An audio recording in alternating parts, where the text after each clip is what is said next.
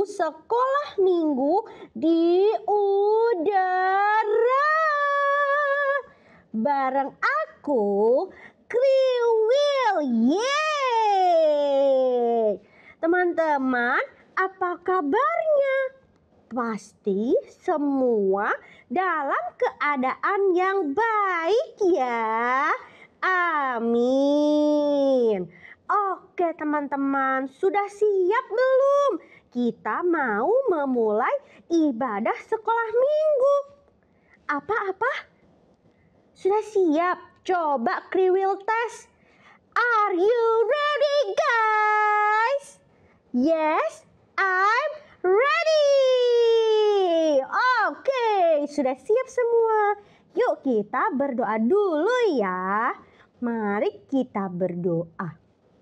Tuhan Yesus yang baik, terima kasih karena Tuhan sudah menyertai kami sepanjang 1 minggu ini. Tuhan, sekarang kami mau memulai ibadah sekolah minggu kami. Pimpin ibadah kami dari awal sampai akhir. Terima kasih Tuhan Yesus, kami siap memuji Tuhan dan memuliakan nama Tuhan. Dalam nama Tuhan Yesus kami sudah berdoa. Haleluya. Amin. Oke teman-teman, sekarang kita sama-sama memuji Tuhan ya. Yang semangat. Teman-teman, kita sama-sama naikkan pujian ini ya.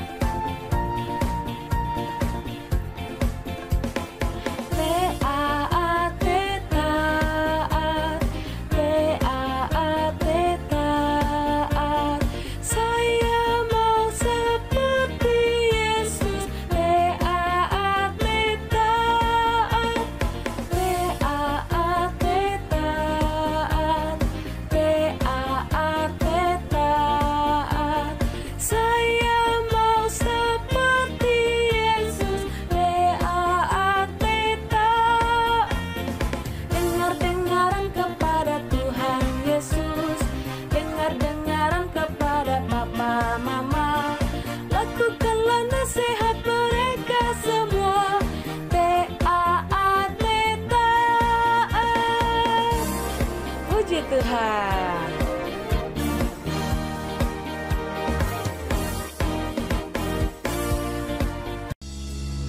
Teman-teman, yuk kita mau memberikan hati kita sepenuhnya untuk Tuhan.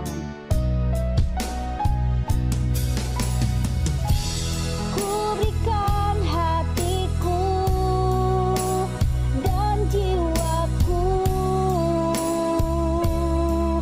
semuanya bagimu di dalam hidupku di setiap waktu. Nyatakan jalanmu.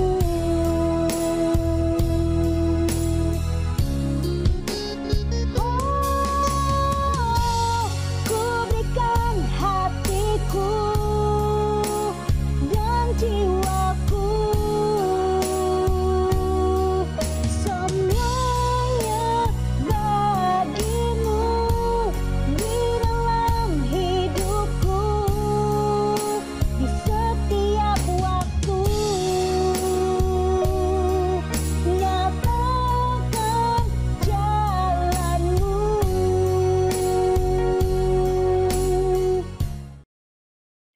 Shalom teman-teman, apa kabarnya hari ini? Sehat semua? Luar biasa ya, luar biasa karena kita punya Tuhan Yesus yang luar biasa. Puji Tuhan kalau semuanya sehat. Berarti semuanya siap dong mengikuti ibadah hari ini. Sekolah Minggu di Udara selalu setia untuk teman-teman semua. Haleluya. Oke, untuk memulai ibadah Sekolah Minggu di Udara pada hari ini, mari kita sama-sama berdoa. Yuk, siap berdoa semuanya ya. Lipat tangan, tutup mata. Mari kita berdoa. Tuhan Yesus yang baik, kami mengucap syukur karena hari ini Tuhan Yesus bersama dengan kami di kelas sekolah minggu di udara. Tuhan, kami mempersiapkan hati kami untuk memuji, menyembah Tuhan, untuk mendengarkan firman Tuhan. Dan nanti di akhir dari semuanya Tuhan, kami akan juga belajar menghafal ayat firman Tuhan. Terima kasih Tuhan Yesus, sertailah ibadah ini dari awal sampai akhir. Biarlah kami duduk diam, kami mendengarkan, dan terlebih lagi kami akan melakukan kebenaran firman-Mu. Di dalam nama Tuhan Yesus kami berdoa dan mengucap syukur. Haleluya, amin. Amin. Haleluya. Nah teman-teman, seperti biasa kakak pengen review apa yang kalian ingat tentang cerita minggu lalu. Ayo, masih ingat? Ya, bagaimana Allah telah membuat jalan di tengah laut agar bangsa Israel bisa menyeberangi Laut Merah di tengah kekeringan, ya enggak? Ya kan, jadi laut itu dibelah sama Allah. Wah, luar biasa. Bayangin laut yang airnya penuh seperti itu. Begitu hebatnya Allah, dahsyat sampai bisa membelah lautan. Membuat daratan yang kering di situ dan bangsa Israel bisa melaluinya, menyeberanginya. Seru sekali ya ceritanya. Seru ya? Haleluya. Dan bagaimana Allah juga melindungi mereka dari terik panas matahari di siang hari dengan apa? Dengan tiang awan, betul. Dan juga memberi penerangan kepada bangsa Israel di malam hari dengan tiang api. Aduh, luar biasa, semuanya berarti masih ingat ya. Iya. Nah teman-teman, sekarang mereka siapkan untuk berjalan menuju ke tanah perjanjian yang telah Allah janjikan kepada mereka. Betul ya? Mereka akan menempatinya, itu janji Allah buat mereka, ya kan? Buat bangsa Israel. Nah teman-teman, yuk kita sama-sama akan melanjutkan kisah berikutnya ya. Jadi ini kelanjutannya ya. Teman-teman bisa baca di dalam kitab Keluaran pasal 15 dan 16. 2 pasal ya, dibaca ya. Oke. Keluaran pasal 15 dan 16. Teman-teman, karena bangsa Israel sedang melakukan perjalanan yang jauh, maka beberapa orang dari bangsa Israel mulai kecapean. Nah sama kan kita juga ya, kalau jalan jauh pasti capek ya kan. Olahraga di sekolah juga capek ya kan. Sedangkan air dan makanan yang bangsa Israel bawa nih, air dan makanan yang bangsa Israel bawa itu sudah mulai menipis persediaannya. Kan mereka bawa dari Mesir ya kan, itu sudah mulai menipis. Jadi mereka tidak sabaran. Siapa yang pernah menjadi tidak sabar karena kehausan atau kelaparan? Ya, oke kita lanjutkan ya. Sudah 3 hari kita kehabisan air. Nih, perbincangan di antara mereka ya. Sudah 3 hari kita kehabisan air. Lama-lama kita akan mati kehausan di padang belantara ini. Mereka mulai bersungut-sungut kepada Musa, pemimpin mereka. Akhirnya mereka melihat dari kejauhan ada air kolam. Ada air kolam. Segera mereka berlarian ke air kolam tersebut. Tapi waktu mereka meminum air tersebut, ternyata air itu pahit. Pahit sekali. Ya, kalau ada adik-adik yang pernah minum obat tahu rasanya pahit. Aduh, nggak enak ya. Diterusin pun nggak enak ya. Mendingan haus deh daripada minum yang pahit. Bener gak? Ya, tapi kan mereka sudah mencobanya dan pahit. Terus apa kata mereka kepada Musa? Musa, kami nggak bisa minum air ini. Air ini rasanya pahit sekali. Padahal kami sudah sangat haus. Mereka ngomong seperti itu. Mereka bilang, nanti kami semua mati kehausan di sini Musa. Mulai lagi mereka bersungut-sungut kepada Musa, ya kan? Dengan tenangnya Musa berdoa kepada Allah.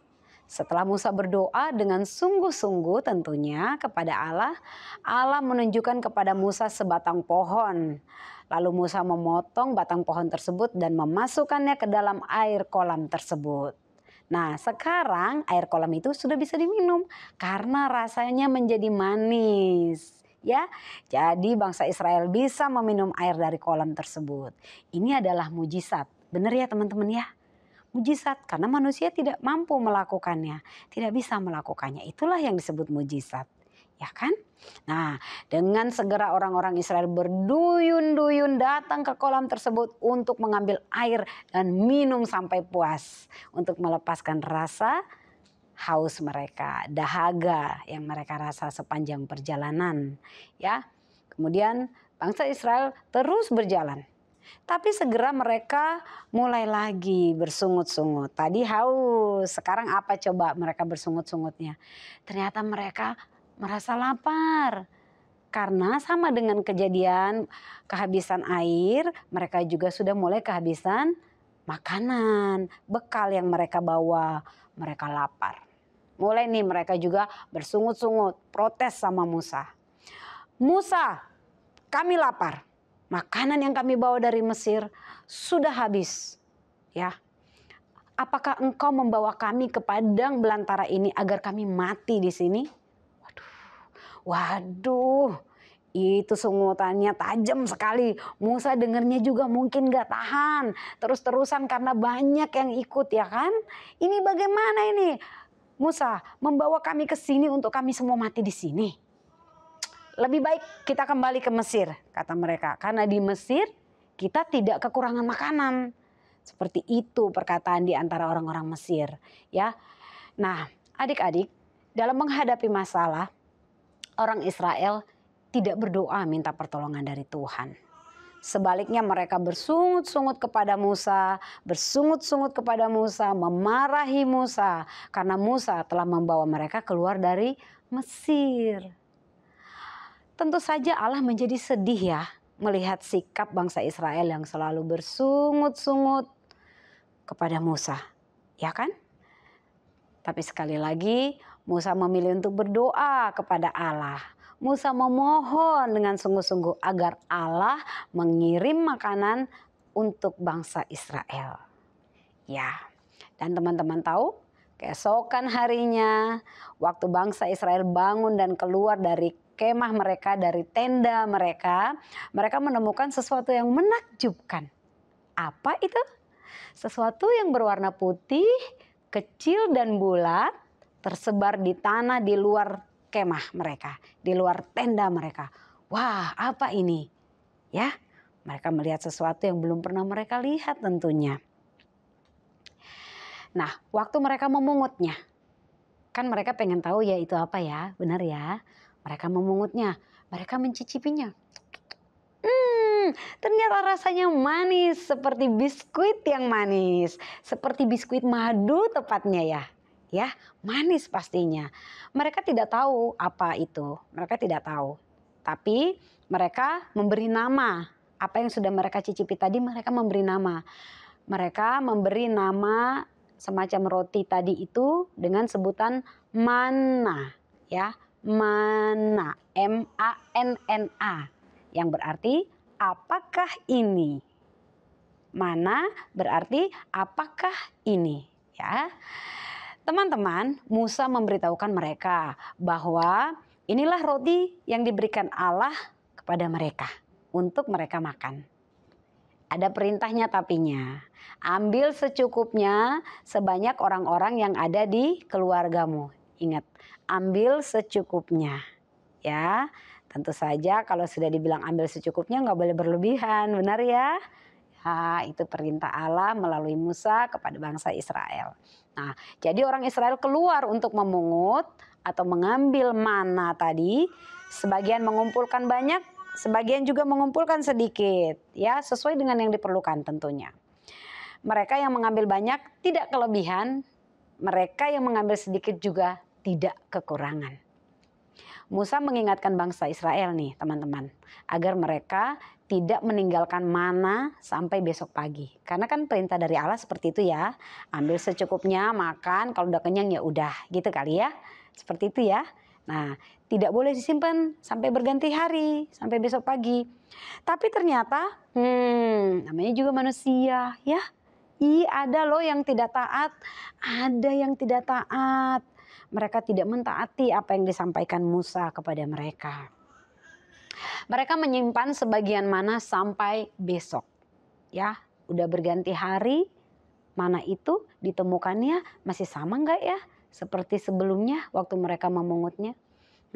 Teman-teman, keesokan paginya mana yang mereka simpan telah berulat. Sampai berulat dan berbau busuk. itu karena nggak taat, ya nggak? Ya karena nggak taat. Musa menjadi marah kepada bangsa Israel karena mereka tidak mentaati Musa. Ya, dalam hal ini berarti juga tidak mentaati apa yang diperintahkan Allah, benar ya? Benar ya teman-teman? Ya. Dan teman-teman, pada hari yang ke-6 Musa menyuruh agar bangsa Israel menyimpan mana untuk 2 hari. Nah, kalau ini perintahnya beda lagi nih, untuk 2 hari. Kenapa? Karena besok adalah hari Sabat, di mana bangsa Israel tidak boleh bekerja. Pada hari Sabat tidak boleh ada pekerjaan yang dilakukan. Allah menurunkan mana hanya pada hari yang bukan hari Sabat.